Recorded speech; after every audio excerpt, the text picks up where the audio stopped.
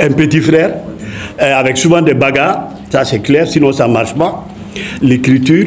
Et je lui disais très souvent que, en fait, il est en train de faire des sacrifices pour son papa, Kasaraka Boyfay, de ma lecture religieuse spirituelle.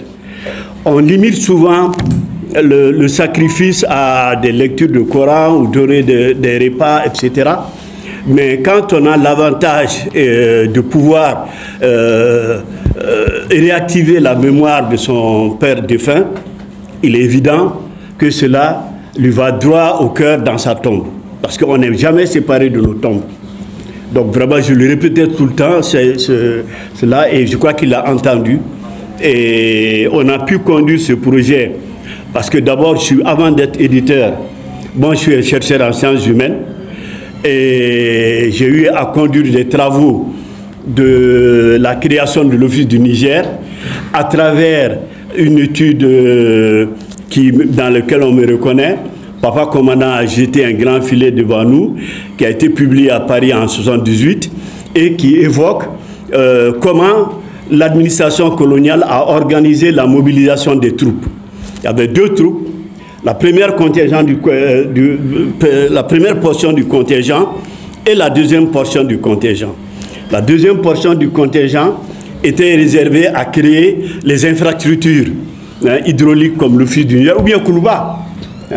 C'est la même chose, c'est les travaux forcés.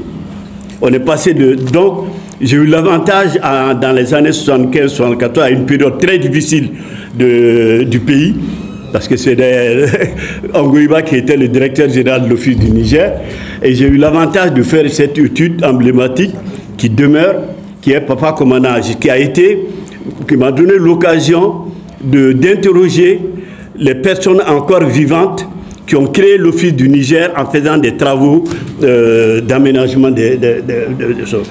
Et c'est à travers ça que je peux dire que j'ai connu le père Soumaré avant le fils. Le fils, je l'ai connu récemment. Le père, je l'ai connu à travers cet exercice d'écriture il y a presque 70 ans. Et le fils, il y a 10 ans, à peu près.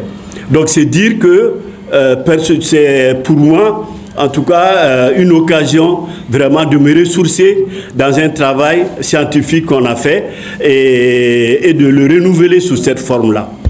Et quand on s'est rencontrés, je lui ai toujours dit, je lui ai fait des pressions fraternelles pour qu'il écrive. Parce que je suis éditeur, pas un éditeur capitaliste comme les Soniqués, moi je suis éditeur à but non lucratif. Donc, Dieu a fait que, vous verrez dans la première page, mon édition s'appelle Yéredon, le siège social est au village Kokana à Ségou, etc., etc. Yéredon, ça veut dire que vraiment, c'est Socrate à la limite, et que vous connaissez très bien, et que notre problème c'est ça, se connaître soi-même. On ne peut pas gérer quelque chose quand on ne se connaît pas. Et quand on vous confie la gestion de choses que vous ne connaissez pas, vous êtes en danger. Et que Dieu nous éloigne de cela. Et comment est-ce qu'on peut contribuer à faire que nous nous connaissons? C'est bien la parole, mais moi je crois beaucoup plus à l'écriture, parce que je suis linguiste. Donc ça veut dire que par l'écrit, on garde une mémoire des hommes. Par l'écrit, on se retrouve. Et c'est pour ça que je viendrai, à titre d'auteur, vous rappeler en page 38, les notes en bas de page. Il y a 2 notes en bas de page qui portent mon nom. Amidou Maressa, Papa Commandant a jeté un grand filet devant nous, qui a été publié chez Maspero en 1978 et que j'ai renouvelé à Bamako en 1999-2000 à 3000 exemplaires, qui est épuisé bien entendu. Bon, je cherche les moyens de faire une 3e édition. Je ne vais pas les trouver avec les Soniques, avec ce livre, parce que ce n'est pas à but lucratif. Mais l'idée, je voulais simplement vous rappeler, là, une des personnes que j'ai interviewées, qui dit à la page 38, il est Bilal Diallo. Diallo, il a presque 104 ans, parce que Dieu m'a donné vraiment la grâce de rencontrer beaucoup de vieilles personnes à l'époque que j'ai interviewé directement. Il a été le chef d'équipe, de sous-chef d'équipe. Il disposait de 200 soldats de la 2e portion. 200 soldats, il commandait. Je fais sa citation, il dit: en cas de mobilisation générale, la 2e portion était d'office incorporée dans les unités combattantes. Ça veut dire que et les travaux forcés et les unités combattantes qui ont formé les tirailleurs sénégalais étaient du même cru dans le recrutement. C'est dans cette logique que l'État a été organisé. L'État, c'est l'armée, bien entendu, c'est la colonne vertébrale. Ils ont créé l'État avec l'armée, ils n'ont pas créé avec le business, etc. Donc, il le dit. Je finis une deuxième citation de cette même personne, je cite, mais là, et là, c'est là que je rencontre le général Soumaré. Je cite, mais la plus grande cause de mort, c'était la mauvaise alimentation. En 1938, le lieutenant Soumaré, il était lieutenant à cette époque, est arrivé et il a pris position contre les Blancs devant les souffrances infligées aux soldats. Il a mis au pas tous les Blancs qui avaient là, les chefs, et à la moindre protestation de leur part, il réagissait. Il leur disait que les Noirs n'étaient pas des ânes, qu'ils étaient exactement comme lui, le lieutenant Soumaré. Ils protestaient devant l'alimentation générale qu'on leur donnait et il ne restait qu'une année. Vous voyez, c'est là que c'est cette citation qui m'a permis de camper, de faire la rencontre du père Soumaré par l'écriture. Et qui m'est resté et qu'on a évoqué ici et qui nous met devant le fait comment on a fait un État, par quelles ressources on a mobilisé et dans quelles conditions l'État colonial a été créé. Et qu'est-ce qui les a subis? Les travaux forcés. C'est comme Koulouba. Hein? Koulouba, c'est les travaux forcés, c'est les gens de Dar es Salaam, là. On a changé le nom Bamara, là. On a mis en vague Dar es Salaam, hein? Sinon, c'est des gens de Dar es Salaam qui montaient pour créer Koulouba. Avec ce que ça comporte aussi, parce que c'est un problème. C'est pour ça que moi, je dis qu'il faut mettre la capitale politique du Mali à Sévaré, hein, pour ne pas être dans un cimetière. Donc voilà, ça c'est l'aspect, c'est ce que je voulais évoquer en tant qu'auteur, et qui précède le fait d'être éditeur, qui est la moindre des parts, parce qu'éditeur, on est obligé effectivement de faire ce travail d'accompagnement d'un auteur.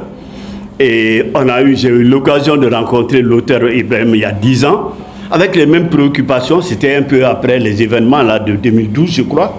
Il y a un historien français qui est très amoureux du Mali, il s'appelle Francis Simonis, un peu fou de Ségou, qu'on a rencontré ensemble, et on avait couru au musée de l'armée pour essayer de jeter un projet d'écriture sur l'armée. Dieu merci, je suis à côté de mon employeur principal, le ministre lieutenant général Yamoussa Kamara, qui effectivement est à la tête de cette étude sur l'histoire militaire du Mali.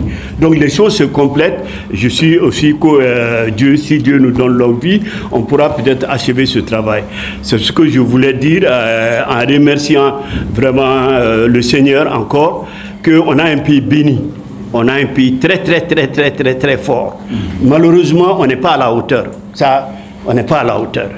Que Dieu nous donne l'occasion d'être à la hauteur en faisant un travail scientifique sur soi-même, en nous mettant en cause. En nous mettant en cause, parce que nul n'est parfait sur la terre. Nul n'est parfait. Et grande grâce à Dieu, bon, de nous avoir donné des hommes comme le père Soumaré, qui a été vraiment avec beaucoup de courage, depuis qu'il était lieutenant, hein, ce que j'ai évoqué dans cette citation. Quelqu'un qui combat les Blancs, il est le seul, à un moment où, quand on est nègre, on te coupe la tête, ça veut dire quelque chose qui portait en lui déjà cette vocation d'être un général de l'armée malienne dans des conditions que vous savez et que l'auteur va vous présenter. Je vous remercie, que Dieu bénisse le Mali. Allah ka barka do anga jamanana. Allah ka barka do anga jamanana. Allah ya son jamana. Allah ya son jamana barka ba. Allah ya son jamana barka bala. Abe boyro jan. Allah bentu fana. C'est wati kurman c'est indicateur to wun nali kono fuka se yama. A famiyali nin kitabu ba mo deme ka soro ka hakli soro ala. Bon, hakli dun te soro fika sebedi. Ni ya ke puma ye dron. Puma nga bonde o kadani ne rebe puma na tmabe ne lor karam ngoy. Nga sebeni barka bodela. Donc anga jija amisi ka min sebe ka to mamunu mun encore en deux munu mun encore ka ke taruguye yasa ou se ka da ana parce que n'an ma dan yɛrɛ la a ka gɛlɛn an ka se ka bɔ dingɛ min n'an b'a kɔnɔ bi an bɛ Ala ɲini Ala fɛ fitinɛ min n'an b'an dala an b'a ɲini Ala fɛ Ala ka gɛn ka bɔ yen bari an tɛ foyi ɲini basigi kɔ komi an bɛ nin basigi kɛnɛ kan an ye basigi jamana de ye an bɛ dugawu kɛ Ala ka dɔ fara o basigi kan ni dɔnni ye sitanɛ dɔnniw tɛ dɛ sitanɛ dɔnni min ka ca an fɛ o ko tɛ dɛ karamɔgɔ dɔnni sitanɛ an b'a caman dɔn saraka jugu bɔ sitanɛ ninnu an b'a caman dɔn o de bɛ jamana cun o de b'a cun Ala k'an b'o la Ala k'an b'o la sitanɛ baara Ala k'an bɔ a la pewu pewu pewu pewu pewu